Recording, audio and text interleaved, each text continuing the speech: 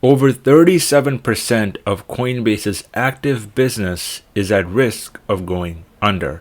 The SEC has just filed a full legal lawsuit against the company, alleging that it acts as an illegal broker, exchange, and clearinghouse after it sued CZ and Binance just yesterday.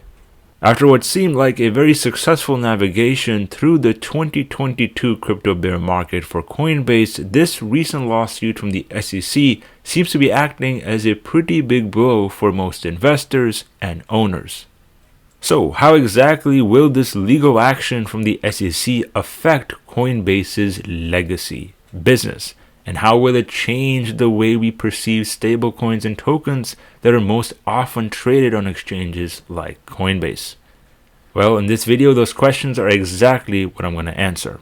But as usual, folks, before we get into it, make sure to drop me a thumbs up and hit that subscribe button if you haven't already. Now, first things first, folks, let's understand why this lawsuit from the SEC could have been seen coming from a mile away. You see, just earlier this year in March, the SEC handed a Wells notice to Coinbase, which sparked a lot of controversy in the crypto market around the legitimacy of Coinbase's business, resulting in the stock being down like 20 to 30% over the following week. And well, if you understand exactly what this notice means, it is essentially a precursor to the government filing legal action against a US entity. The reason why this was not filed against somebody like Binance is because Binance is not registered as a C corporation in the US. They are an offshore broker, which means they are scrutinized at a much higher level, and they do not need to comply to any US standards or regulations. And as for that Wells notice itself, well, what it told Coinbase was that there was a risk that its spot trading, staking, custody, and institutional trading businesses were at risk of being scrutinized by the SEC. And well, today we have just found out exactly what the SEC is targeting, which is indeed their staking as a service business segment. And what's really funny here is that in some ways, this lawsuit against Coinbase is just highlighting its operation as both an exchange, a broker, and a clearinghouse, which is a pretty big task. Because what this signifies is that Coinbase is a fully vertically integrated business. Right now in the stock market at least, you have two primary exchanges in the US, with the New York Stock Exchange and the NASDAQ. Following that, you have brokers like Charles Schwab, Merrill Lynch, Fidelity, Webull, and Robinhood, and then you finally have clearinghouses like Apex Clearing, which are the center of the debacle in 2021 with GameStop and AMC.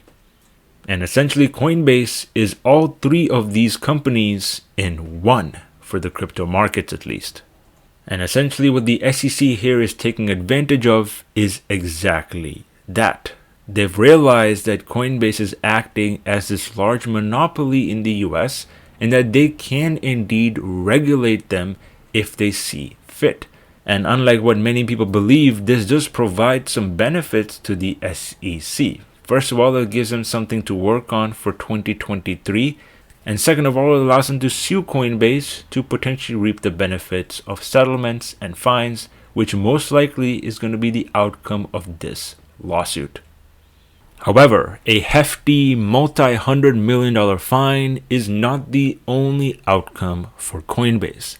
Yes, the company is sitting on more than $3 billion of cash and cash equivalents, but as we know, keeping cash close to your chest in the stock market is quite important.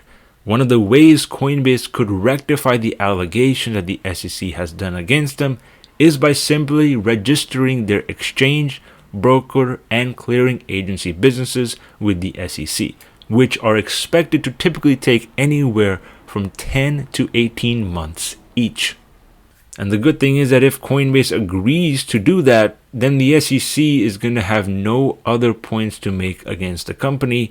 All they'll simply do is slap them with a smaller reduced fine in the short term to make up for any investor losses that might have occurred over the past 3 years. And as for how exactly this will affect Bitcoin, Ethereum, and other cryptos, the simple answer is it won't.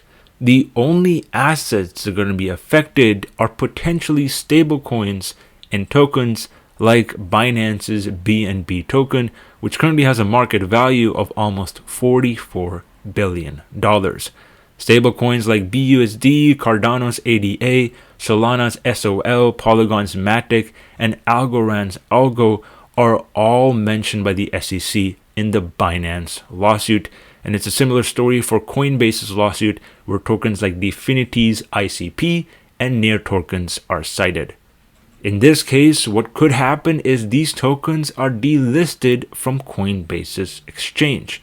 And although this sounds like a very big hit to the value of these tokens, it most likely will not have a major effect in the long term because Coinbase is just one broker out of the numerous other brokers across the world that trade these coins. Because don't forget, most of these tokens are not registered in the US. And guess what, folks? This point right here about offshore also tends to stand right in between Coinbase and Binance. Because guess what? The SEC's accusation against Binance is simply much stricter than it is against Coinbase. Gary Gensler is accusing CEO CZ of Binance of physically mishandling customer funds, misleading investors and regulators, and breaking securities rules. On the other hand, for Coinbase, the main allegation has been for simply breaking securities rules and not registering with the government.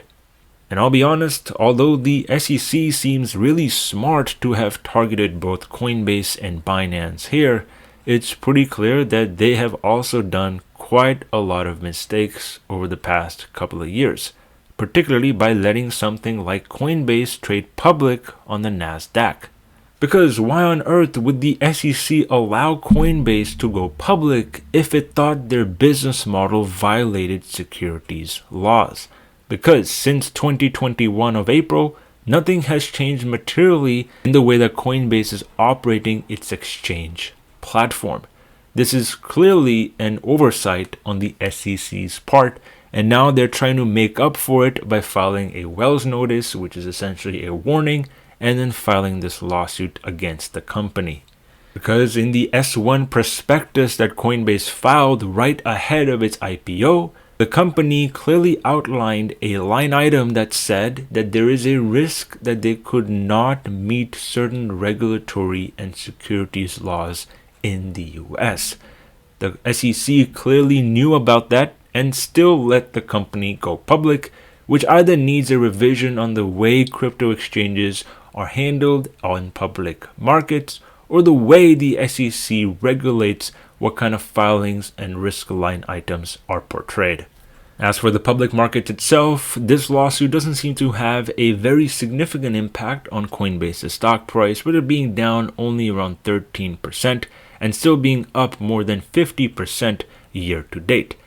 And as for BTC, although there was an initial shakedown after the Binance lawsuit yesterday, there has been a significant recovery in the price action for Bitcoin, similar across the board for Ethereum and other stable coins.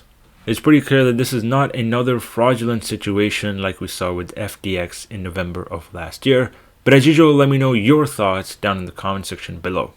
As usual, folks, thank you very much for watching, and I'll catch you guys in the next one. Take care.